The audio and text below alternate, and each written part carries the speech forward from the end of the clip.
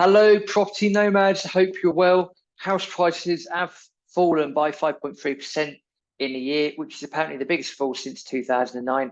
This is according to Nationwide, who deal with a lot of housing statistics in the UK. The point of this video is to say that this may be looking at creating alarm bells, but actually we need to look at the reasons why house prices in the last 3 or 4 years certainly have got to the highest that they've ever been.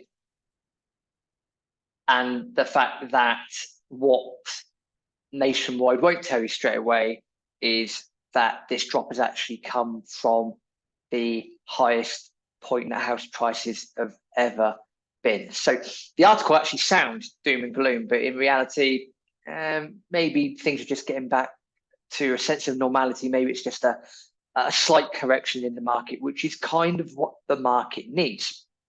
Let's find out. So this is via MSN, via This Is Money. So house prices have fallen 5.3% in the last year. It's according to Nationwide. Biggest drop since 2009. Again, we're just looking at 14 years of data here. Housing's been around for a lot longer than that.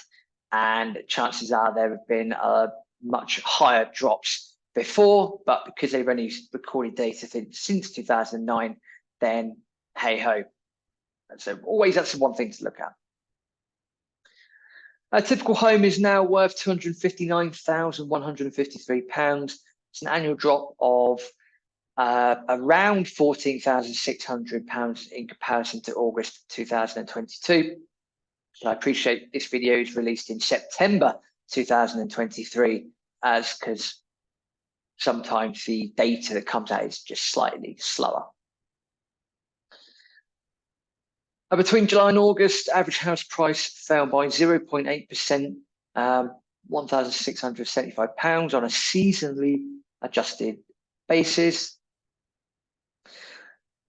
And Nationwide's chief economist Robert Gardner said the fall was not surprising given the recent rise in mortgage interest rates. Yeah, exactly. This is the main point. He says this has resulted in activity in the housing market running well below pre-pandemic levels. He goes on to say, for example, mortgage approvals has been around 20% below the 2019 average in recent months, and mortgage application data suggests the weakness has been maintained more recently. Yes, absolutely. End quote, by the way. Yes, everything that we have said before, basically, on this YouTube channel, it's just being reiterated by Nationwide. Maybe Nationwide get their information from our channel, who knows? But yes, certainly in the last 3 or 4 years, we have to look at what has happened. And it's always worth going through this every once in a while, just so we can help to reinforce our understanding and our learning. So we've had this pandemic come about. People were locked down. So there's a lot of spare cash flying around.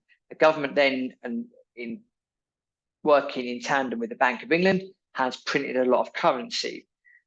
As things started to open up, supply chains have already been disrupted because things have been closed down. But as things start to open up somewhat, the government need to stimulate the economy somehow.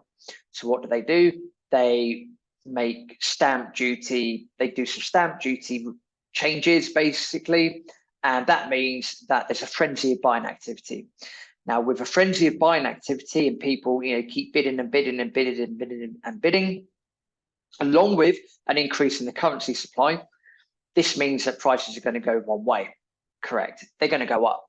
So they've continued to go up, and relatively steeply, I'll have to say, in the last few years. You can see now on the video, you can see this graph here, which has been provided by This Is Money. You can see here the changes from August 2019. Look how relatively steep that increase is up to August of 2022. That's quite a steep increase for 2 to 3 years. That really is.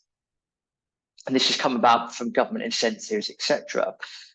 Now, those stamp duty bits and pieces have now gone away. Things are I would say slowly getting back to normal, but that's never really going to be the case. So what we're seeing now is that the housing market has basically been overinflated in the last few years. And as with any bubble, as with anything that's overinflated, it's got to come down. It's got to deflate a little bit. Prices have got to come down. There's got to be a correction. And this is exactly what we're seeing now. We are seeing that correction. This is why we're seeing a fall of 5.3% year on year.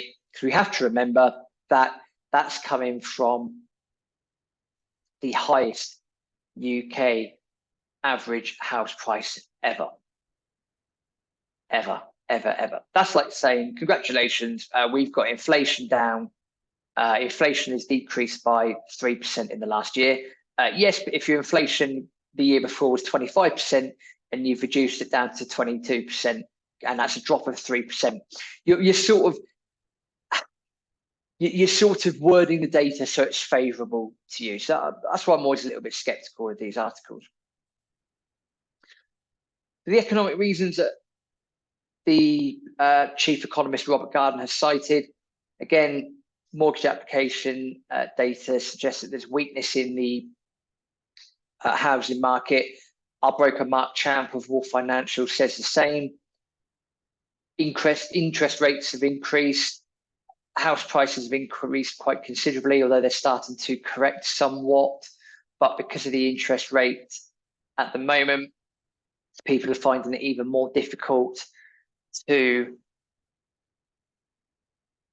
be able to afford housing, and that's a trend that's just going to continue moving forward. So let's see what happens. Let's see how this plays out. The point of this video, the point of showing you that article, is to say that although people might use 5.3% as a good thing and say, hang on, that's fantastic, we have to remember we're looking at this from, it's coming down from the very highest peak that it's ever been at the very highest point in the market. So actually, is it good news? No, probably not. It's probably just a correction that's happening at the moment. So for those of you that are thinking, well, Rob, you're saying that there should be a lot more doom and gloom moving forward. Yes, I certainly believe there will be, and that's going to come via the stock market. And September, October, things I think are really going to start happening big time. And then that might have a knock-on effect on the rest of, potentially the rest of the global economy, and as a result, UK housing as well. But let's see what happens. As always, we say there's plenty of opportunity when when negative things happen. That always means let's flip it. Let's look at the positives, because positive things will happen. There's always opportunity out there. As usual, if you haven't already subscribed to the YouTube channel, please do. Use the notification bell to get alerted as to when more videos pop up. Please tell as many people as you can about Property Nomads YouTube channel. And if you don't want to listen to us on YouTube and you don't like having as many videos, then go over to the podcast. So we only do that Mondays and Thursdays. So do go ahead and subscribe to the podcast instead. As always, thank you very much for your time, and see you in the next video.